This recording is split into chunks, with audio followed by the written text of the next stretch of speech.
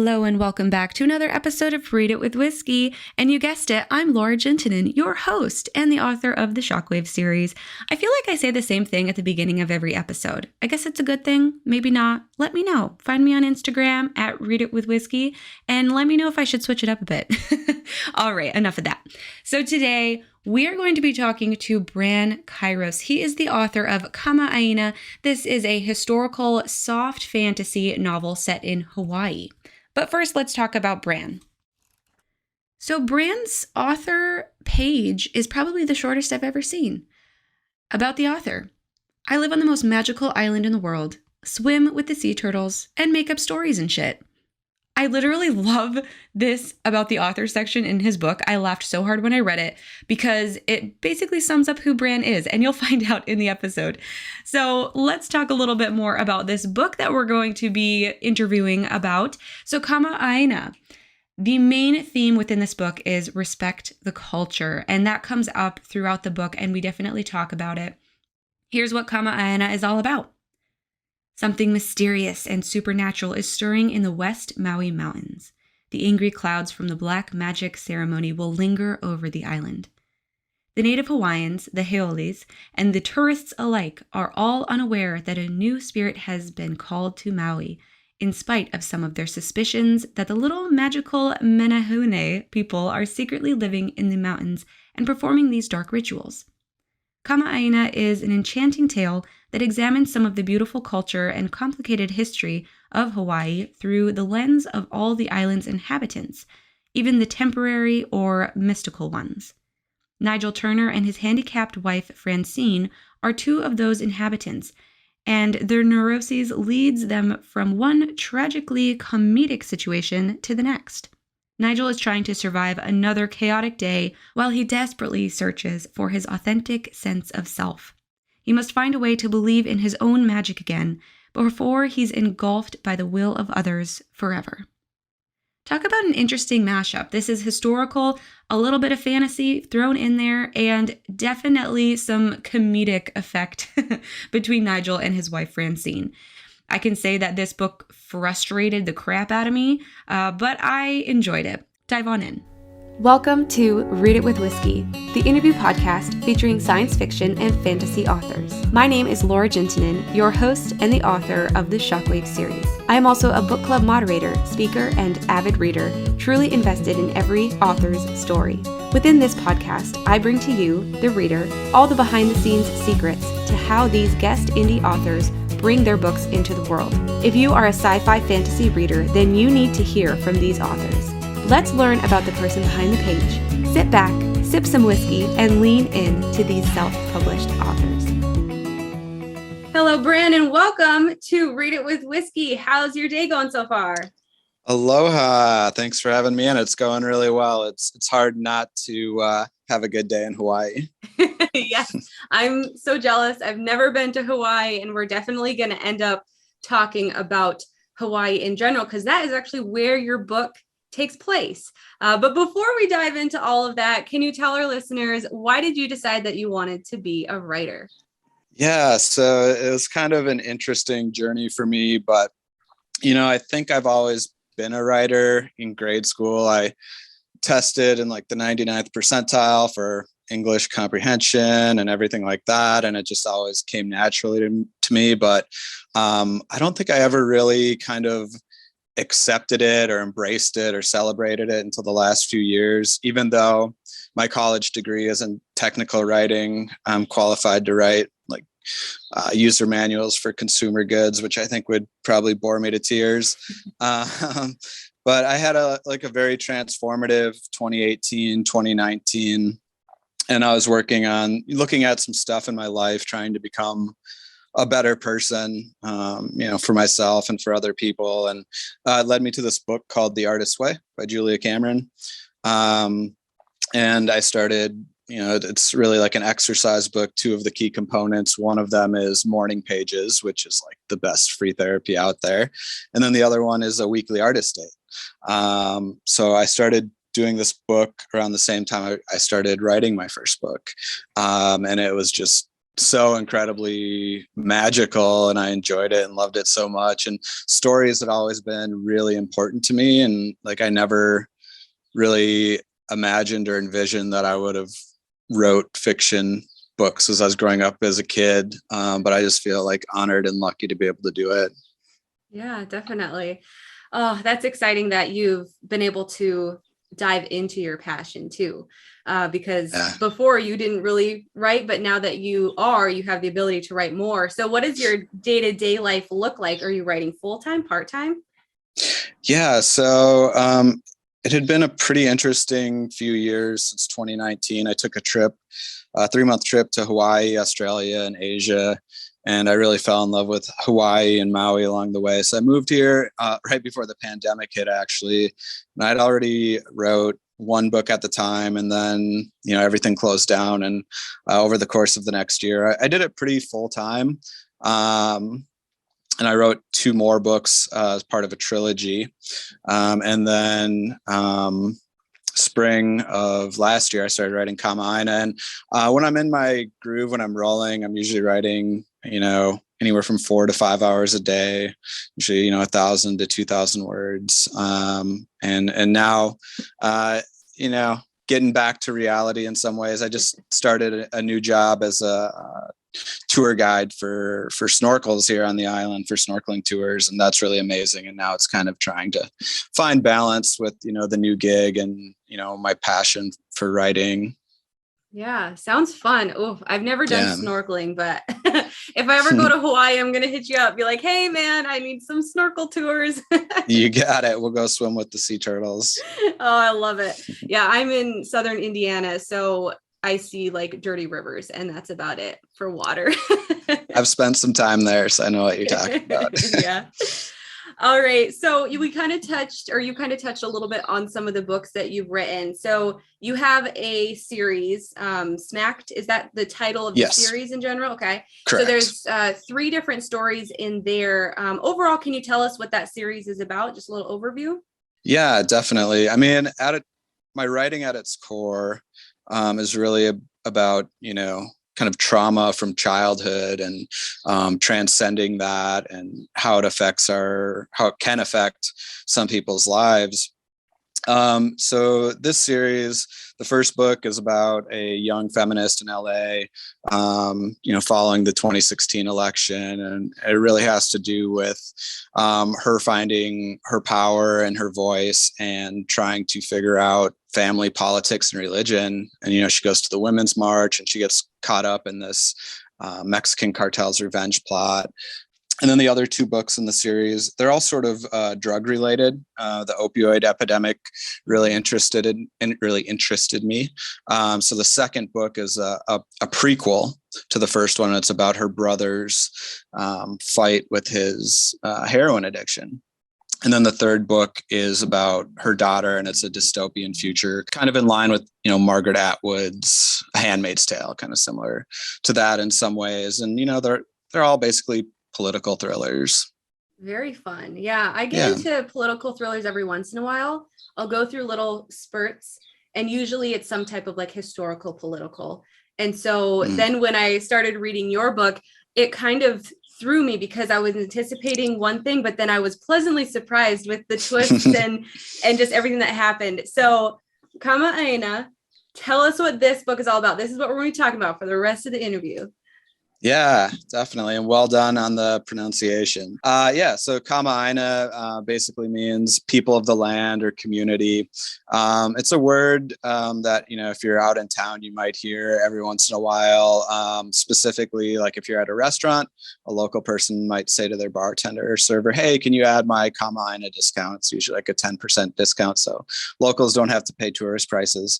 But onto the book, it's really about community and interconnectedness. It was an idea that I heard about in the Secular Buddhism podcast. And I thought it was really beautiful. The host of the podcast, the way he describes it, he's talking about, a car. Well, what is a car? It's made up of all these, hundreds or thousands of different parts.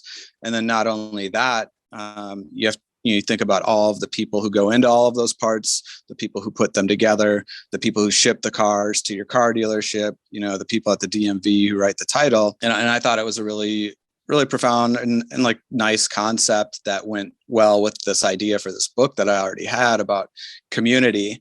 And so the story itself is about this quirky retired couple living in Kihei, which is a town on the south side of Maui. And the whole story takes place over the course of one day. And it's sort of a crescendo of the main character, Nigel's life.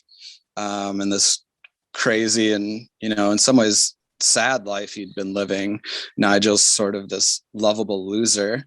And his wife, Francine, she's handicapped from this surfing accident she had. And so Nigel really has to be a caretaker for her, not only in a physical form because she's handicapped, but also because Francine as well.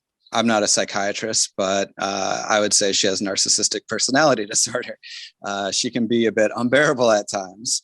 So Nigel really also has to manage everything for her and caretake for her emotions, her mental state, everything, and even like given to her delusions about herself. And so the whole day is really set up for all these vain appointments for Francine.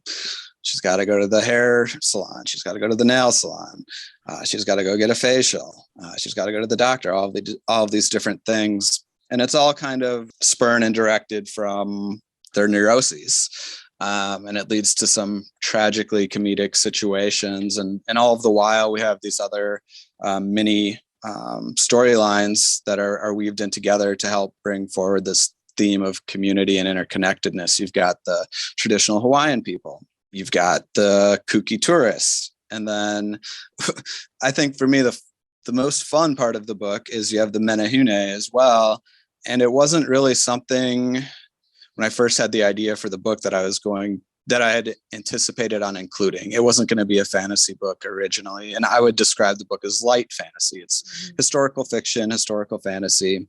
But I'm so glad that I decided to do it because the fantasy part of the book was so much fun for me to write as my first foray into fantasy. And I wanted, all of the people of Hawaii, even the, fantastical ones to be included. And I feel like the menehune really made the book what it was. And, we see the menehune that there's really only one chapter with them in it. And the chapter almost kind of reads like a documentary about them almost, but it's also really like fun. And they play a part in bringing this new spirit to Maui, who ends up interacting with our main characters and having a profound impact on their lives. And actually, one of the hardest parts of writing the book for me was not making the book about the menehune after I wrote that chapter, because I had so much fun. So that's why I wrote the prologue about them. And that's why I wrote the really fun epilogue about them. So we could, for the people who wanted more of that, they could explore that. And I know I wanted more of that for sure. Definitely. The menehune, I really liked learning or reading about them, even though it was very small sections. I think, like you said, it's light fantasy. So it's historical fiction with these little spiritual creatures, things, people. I don't know how you would really explain them, but they are true to folklore in Hawaii, correct? Yes. And it was really interesting because, so I first heard about them when I was driving around the island with my dive buddy, Donna, and there's this tunnel that you go through to get to Lahaina and people honk in there. I said, Donna, why do people honk in the tunnel? And she kind of chuckled and she goes, oh, to scare the little people. So I was like, okay, I didn't really think anything about it at the time. This was a year before I wrote Kamaaina. So I'm getting ready to write the book. And I was like, I should do some research and find out more about them. And then I found out this is the menehune. And then I started doing more research on them. And there really wasn't a whole lot about them out there. There were a few websites about them and sort of their origins. And then also there was one book at the library with a few short stories. so I gathered what I could from that, and then I sort of added onto it and had my own sort of imagined version of the Menehune while trying to, I guess, keep it true to form and respect the culture. Right. Definitely a theme throughout the book, respect the culture. Yeah. And that's so much fun. I know when I read it, with the way that they interact with the human people and they're not even aware that they're around, it kind of reminded me of like good gremlins. You know how gremlins are usually thought of as like the little evil guys who mess things up. Well, the Menehune were like the people who make things better. And so that's kind of how I imagined them as I was reading. I don't know if I'm way off or correct on what you wanted the reader to perceive. Yeah, you totally nailed it. And that's, sort of what I gathered from the information that was available for them is, the Menehune are really good-hearted and good-natured, and they try to do these little good deeds around the community, but they're also kind of, their execution is lacking, and they can be kind of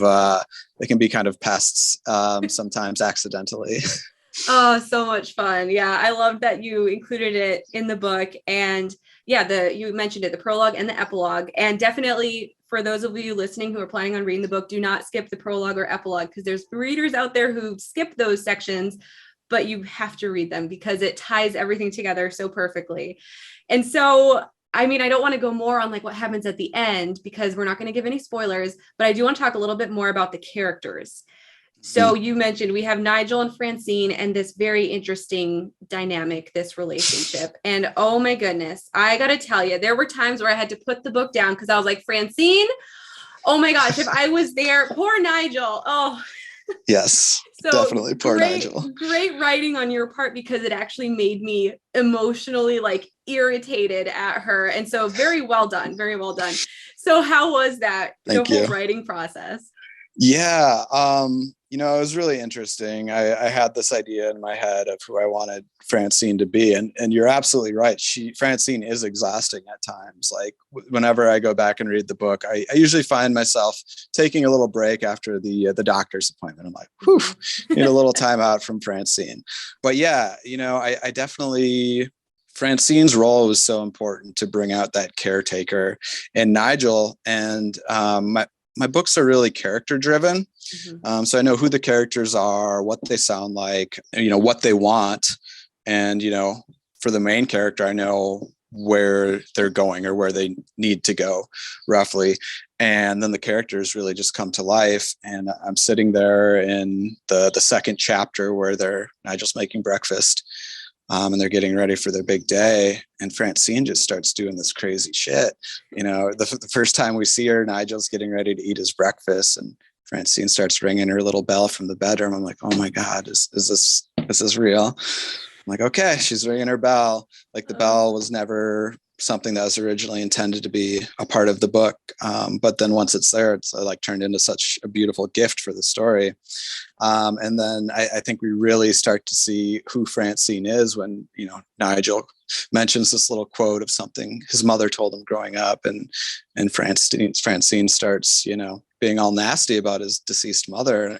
And that was the first time I really stopped. I'm like, oh my God. I was like, can I really write this? I was like, well, that's what she said. And, like Stephen King says in his book on writing, he says, don't come lightly and don't say sugar. So, I report what I see. And, there were some interesting times throughout the story for Francine. Throughout the book, obviously, I'm on Nigel's side, but there are times where Francine can get you pull your heartstrings in her direction, and she can still get you to feel for her.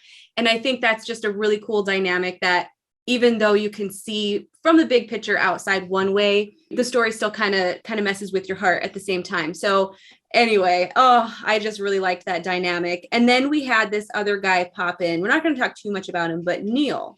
So my big question is he you? Because your life mirrors a lot of things that are happening. Yeah, great question. And, I think there's little parts of me in all of my characters, probably even the crazy Francine. But yeah, Neil, I would say that he definitely experienced some things that I really experienced in my life. One of them mainly being feeling called to Maui. And, I had mentioned that those years, 2018, 2019, being very transformative in my life. And I was actually working with my therapist at the time, and he's sort of on the cutting edge for psychedelic use in therapeutic settings. So it's like, okay, I'll experiment with that, see what that's about. And it was really beautiful. It was like probably the most spiritual thing that I've experienced in my life. And one of the visions that I had when I was doing that was these like beings sort of like took me down deep into this mountain. And it was like very tribal. And I met with these elders, and they told me, just share your stories. And I was writing my first book at the time. So it's like, okay, that's really cool. And like, 3-4 years later, I kind of had the realization. I was like, oh, that was the Menehune. That was, that was like a really beautiful thing. So yeah, I would say he definitely experienced some of the things that I experienced in my life. And, I did end up moving to Maui, and I did end up, writing this really fun book about Maui that I love. So yeah. So cool. I'm glad that you put him in there, and then all of those ties and the epilogue. I just love it. I love how the story thank you. ends. Yeah. I did want to touch on Hawaiian culture and language. So you're not originally from Hawaii. So was that difficult writing a book with so much Hawaiian language and verbiage and cultural norms?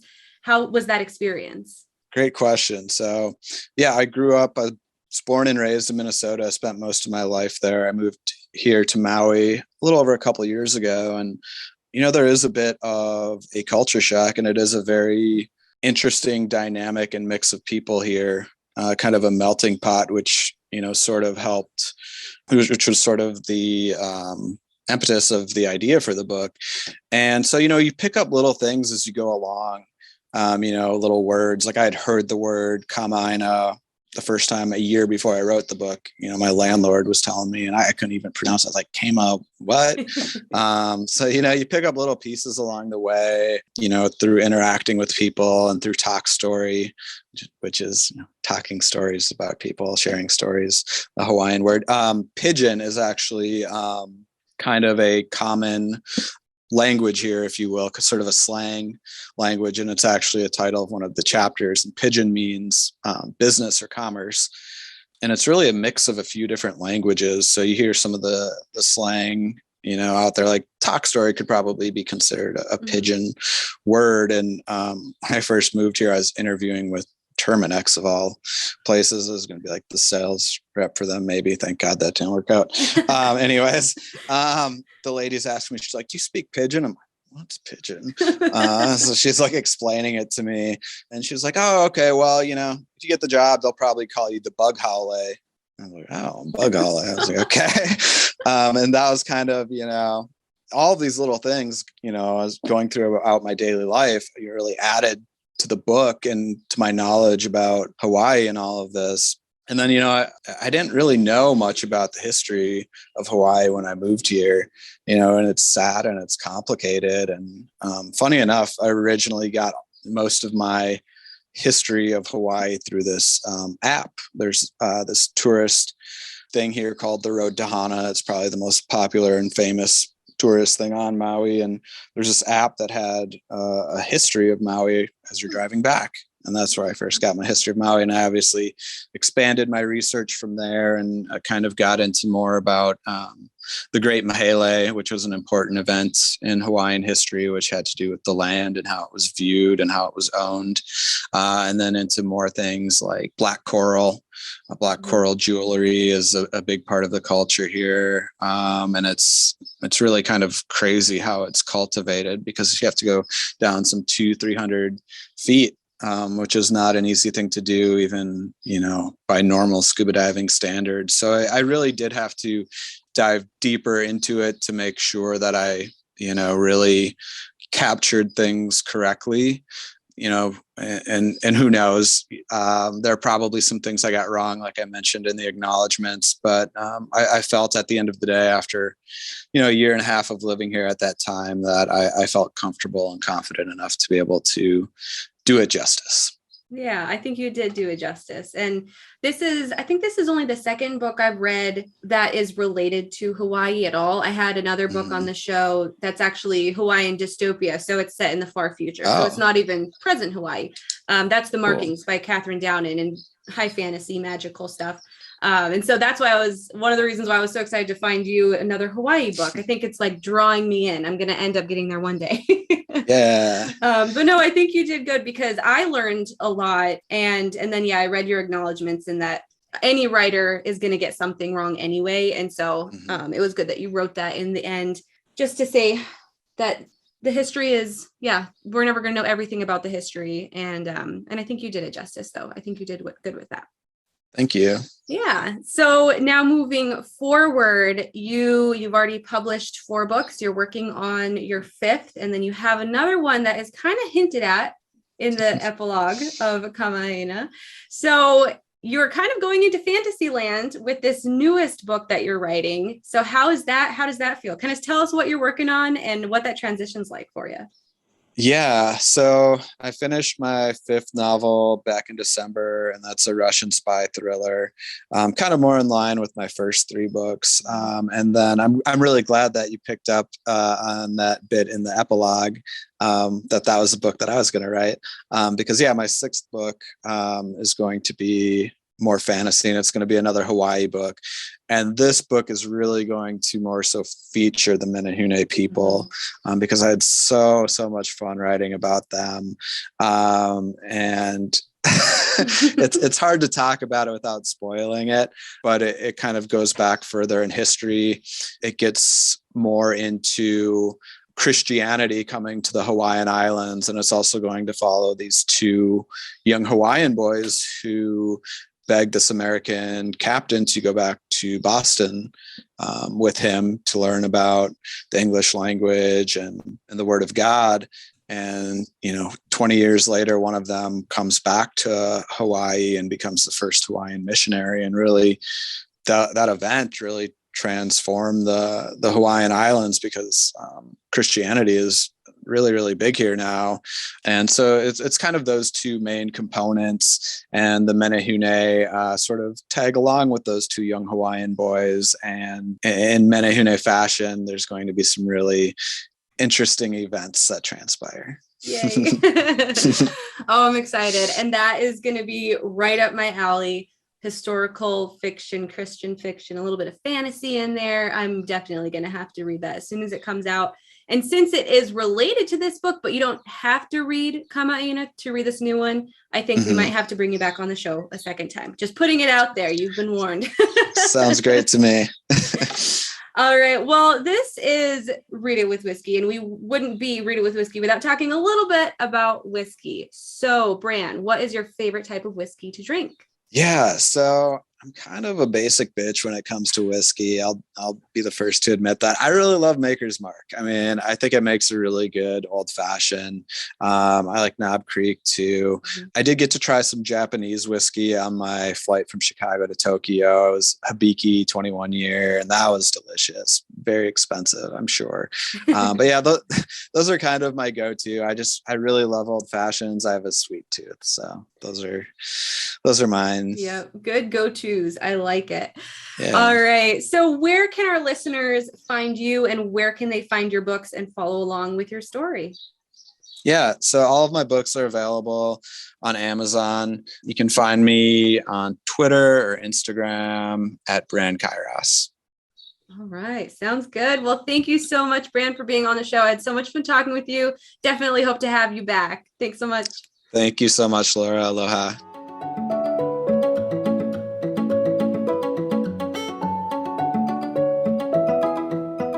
As you can tell from the end of the interview there, I'm really excited to see what's next from Bran, and I'm excited to learn more about the Menehune people and just the culture within Hawaii. I did mention in the interview that there was another book featured here on Read It with Whiskey taking place in Hawaii, but it is a dystopian Hawaii, and that's The Markings by Catherine Downen. Her episode is here on Read It with Whiskey, so go ahead and check her out. You can go to readitwithwhiskey.com or go to patreon.com/readitwithwhiskey to watch the video interview. I'm really excited to see what comes next from Bran. I'll definitely be keeping an eye out. And as always, I'll give you guys updates when I find out new stuff that all of our authors are doing. And next week, we've got a true sci-fi novel coming at you hard. This is Rebekite by O.R. Lee. This is definitely sci-fi, definitely space mysteries, and very, very entertaining. I'm just going to put it at that. We'll talk to O.R. Lee next time. See you then. You've been listening to an episode of Read It with Whiskey. I am your host, Laura Juntunen, and I just wanted to personally hop in and say thank you so much for listening. Your support of the podcast means so much to me, and I would really appreciate it if you could go onto your favorite podcast platform and rate and review the show. By rating the show, you're going to help more people find the podcast so then we can grow. Once you review the show, share it on your social media, share your favorite episode with your friends, and come back next time to hear more from self-published authors. I'll talk to you soon.